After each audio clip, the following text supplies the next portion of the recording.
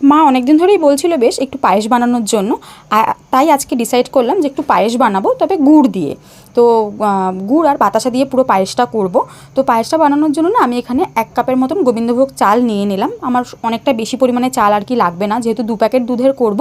তো তাই জন্য 1 কাপ আমি এখানে মেপে চাল নিয়ে নিয়েছি। চালটাকে ধুয়ে জল ঝরাতে দিয়েছি, তার সাথে না চালে একটু ঘি মাখিয়ে নিয়েছি।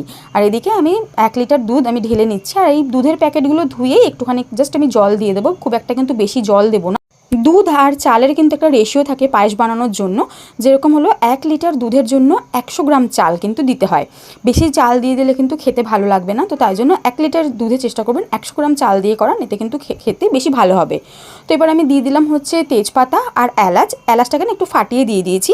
তো এরপরে দুধটাকে একটুখানি গরম করে নেব খুব ভালোভাবে। দুধটা দেখলাম ফুটে গেছে খুব ভালোভাবে। একটুখানি দুধ এখান থেকে আমি তুলে নিচ্ছি। আর এরপরে কিন্তু দুধের মধ্যে আমি দিয়ে দেবো হচ্ছে চালটা।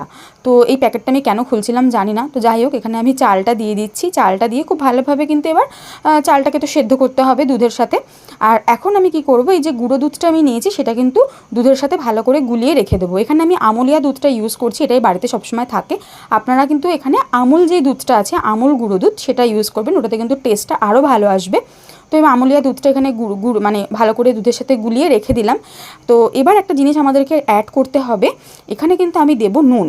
তো যে কোনো মিষ্টি খাবার রান্না করার ক্ষেত্রেই কিন্তু নুনটা খুব ইম্পর্টেন্ট। নুনটা দিলে কিন্তু মিষ্টির ব্যালেন্সটা খুব ভালোভাবে আসে। তো তাই জন্য কিন্তু আমি একটু নুন দিয়ে দিচ্ছি। তো নুন দেওয়ার পর খুব ভালো করে চালটাকে কিন্তু সেদ্ধ করে নেবো, পুরোপুরি সেদ্ধ হয়ে যাওয়া অবধি। মানে চালটা যেন একদম পুরো ভাঙা ভাঙা হয়ে পুরো সেদ্ধ হয়ে যায়।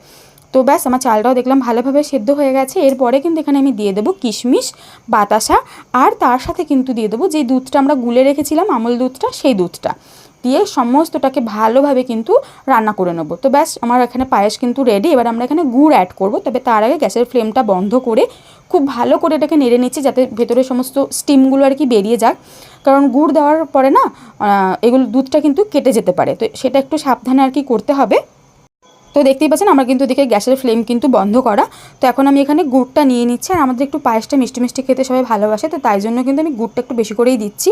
তো গুড়টা দেওয়ার আগেও ভালো করে নাড়িয়ে ছাড়িয়ে দিচ্ছি, আর একটা হাতা দিয়ে কিন্তু অনবরত নেড়ে যাচ্ছি। দেখতেই পাচ্ছেন গুড়টা দিচ্ছি আর মেশাচ্ছি। তো সমস্তটা কিন্তু আমার মেশানো হয়ে গেছে। এবার গ্যাসের ফ্লেমটাকে কিন্তু অন করে আমি 5 মিনিট কিন্তু একটু ভালো করে ফুটিয়ে নেব, কারণ গুড় দেওয়ার পরে কিন্তু এটা অনেকটা পাতলা হয়ে যাবে। তো ভালো করে কিন্তু 5 মিনিট জাল দিয়ে নেওয়ার পরেই কিন্তু পায়েস একদম রেডি হয়ে যাবে। এটা ঠান্ডা হয়ে গেলে আরও জমে যাবে। তো এটাকে আমি এখনই কিন্তু নামিয়ে নেব। আর দেখতেই পাচ্ছেন কি সুন্দর দেখতে লাগছে, একদম লাল লাল কালার এসছে। আর আমি না একটুখানি বাটিতে নিয়েছিলাম যে আমি ঠান্ডা করে একটু মানে খাবো। আর দেখুন ওপরটায় কি সুন্দর